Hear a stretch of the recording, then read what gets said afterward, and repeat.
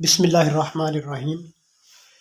جب مسلمان مکہ سے نکلے اور مہاجر بن کر مدینہ کی جانب چلے گئے تو اپنے وطن سے اہل و عیال اور بھائی بندوں کو چھوڑ کر بے سر و سامان چھپ کر نکلتے تھے۔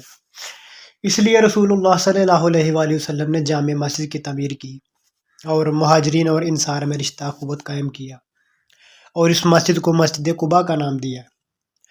اس کا مقصد تھا کہ مہاجرین غریب کی وحشت اور اہل و عیال کی مفارقت محسوس نہ کریں اور ایک کو دوسرے سے مدد ملے۔ مہاجرین کی تعداد 45 یا 50 تھی۔ آپ ہر دو فریق میں سے دو دو کو بلا کر فرماتے گئے، یہ تم اور تم بھائی بھائی ہو۔ آپ کا یہ فرمانا تھا کہ وہ در حقیقت بھائی بن گئے اور خونی رشتوں سے زیادہ ان کے رشتے مضبوط ہو گئے۔ چنانچہ جب حضور انور نے حضرت عبد الرحمن عوف اور کرشی ظاہری رضی اللہ تعالیٰ عنہ اور حضرت سعد بن ربیع انصاری خزرجی میں رشتہ برادری قائم کر دیا تو حضرت سعد نے حضرت عبد الرحمن سے کہا، انصار میں میرے پاس سب سے زیادہ مال ہے، میں اپنا مال آپ کو بانٹ دیتا ہوں۔ میری 2 بیویاں ہیں، ان میں سے آپ کو جو پسند کریں میں طلاق دے دیتا ہوں، عدت گزرنے پر آپ اسے نکاح کر لیجئے گا۔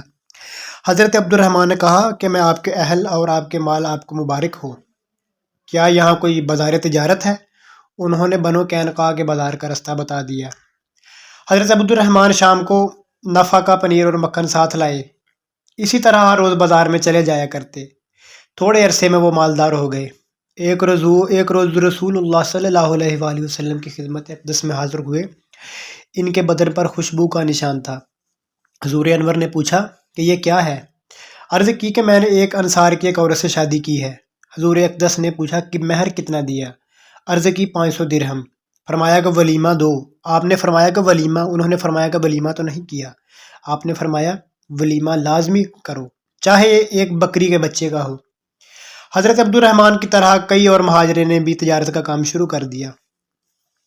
حضرت ابو ہریرہ کا فرمان ہے کہ عقد برادری کے بعد انصار نے رسول اللہ صلی اللہ علیہ وآلہ وسلم سے درخواست کی کہ آپ ہمارے نخلستان ہمارے بھائیوں اور ہمیں تقسیم فرما دیں۔ آپ نے فرمایا نہیں۔ یہ سن کر انصار نے مہاجرین سے کہا کہ درختوں کو پانی وغیرہ دینا یا اس طرح کے اور کوئی کام تم کیا کر لو گے، ہم تمہیں پھل میں شریک کر لیں گے۔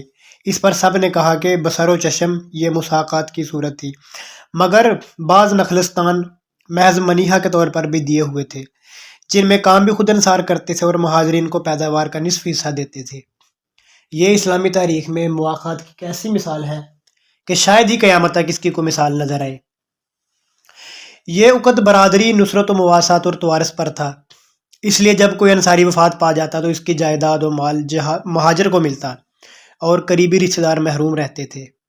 چنانچہ قرآن مجید میں اللہ تعالیٰ نے ارشاد فرمایا، اور ان لوگوں کے جنہوں نے مہاجرین سے پہلے دارالسلام اور ایمان میں جگہ پکڑی، وہ دوست رکھتے ہیں ان کو جو وطن چھوڑ کر ان کے پاس آتے ہیں اور اپنے دلوں میں کوئی دغدغہ نہیں پاتے، اور اس چیز سے جو مہاجرین کو دی گئی اور ان کو اپنی جانوں سے اول رکھتے ہیں اگرچہ خود ان کو تنگی ہو، اور جو کوئی اپنے نفس کے حرص سے بچایا جائے گا وہی لوگ فلاح پانے والے میں۔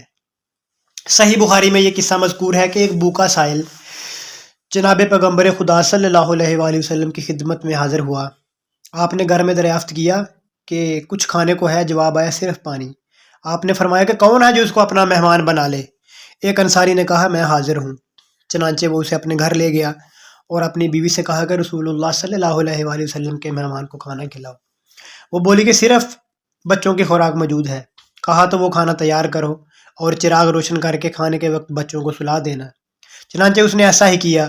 جب میاں بیوی اور مہمان کھانے پر بیٹھو تو بیوی نے بتی اکسانے کے بہانے سے اٹھ کر چراغ گل کر دیا۔ میاں بیوی بھوکے رہے اور اس طرح ہاتھ چلاتے رہے کہ گویا کھا رہے ہیں، اور تاکہ مہمان کو محسوس نہ ہو کہ یہ دونوں نہیں کھا رہے۔ صبح کو وہ انصاری رسول اللہ کی خدمت میں حاضر ہوا تو آپ نے فرمایا کہ اللہ تعالیٰ تمہارے نیک کام سے راضی ہوا۔ وَيُؤْثِرُونَ عَلَىٰ أَنفُسِهِمْ، اور یہ آیت انہی کے حق میں نازل ہوئی۔